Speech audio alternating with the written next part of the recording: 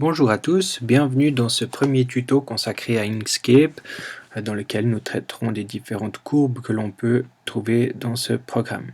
Avant de commencer les choses sérieuses, n'oublions pas d'enregistrer ce document afin de ne pas le perdre. Renommez-le Introduction Inkscape 101 vu que c'est notre premier tuto. N'oubliez pas de vérifier que c'est bien, il se place bien sur le bureau et d'enregistrer.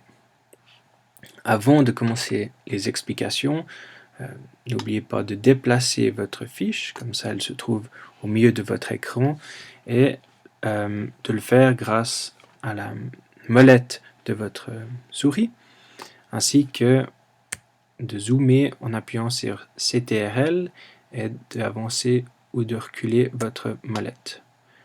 Vous devriez arriver à quelque chose de ce style. Vous pouvez aussi bien sûr renommer ce document en appuyant sur le petit outil texte ici et de l'appeler Introduction Inkscape 101. Vous pouvez ici vérifier sa taille, 32 est un petit peu grand, descendre à 24, vérifier ici que le texte est bien écrit et d'appliquer ces différents changements. Afin de gagner du temps et de nous consacrer à ces courbes, vous pouvez faire clic de droite, dupliquer, déplacer, clic de droite, dupliquer, et ainsi de suite, afin d'avoir 3 titres et de les renommer du nom des courbes que nous allons utiliser aujourd'hui, à savoir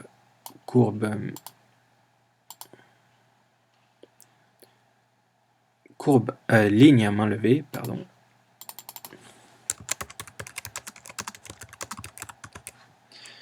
Ensuite, courbe de Bézier.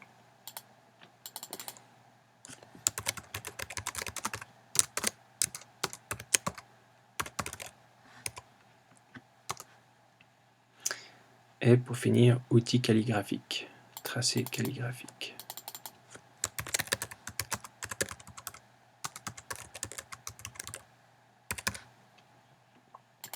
Voilà. Pour les lignes à main levée, c'est donc cet outil. Nous avons deux styles différents, des lignes tout à fait droites et des lignes qu'on peut appeler vraiment à main levée. Pour les lignes droites, comme celle-ci,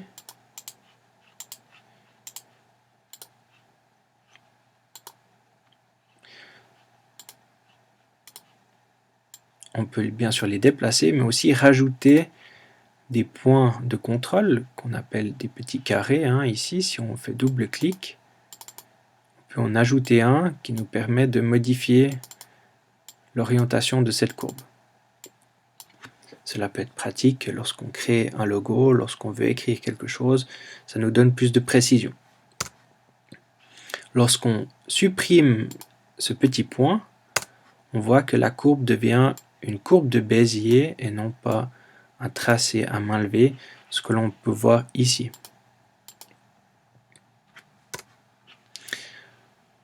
Pour ces courbes-là, il y a aussi deux façons de faire différentes. Un clic, un deuxième clic, qui nous permet après, toujours avec cet outil, de modifier son orientation.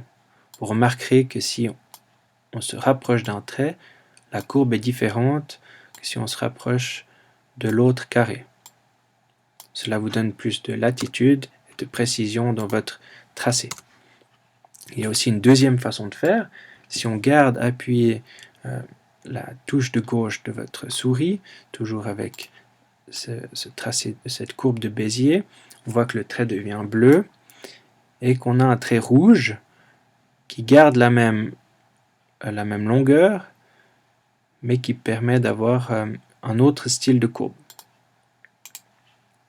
On peut la garder après et toujours rajouter un carré qui nous permet de modifier l'orientation. Voilà pour les courbes de Bézier.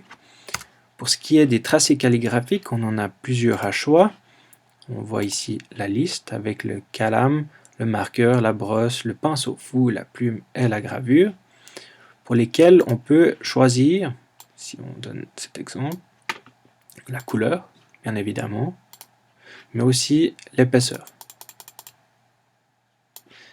Si on prend un deuxième tracé, on voit qu'il est bien plus large.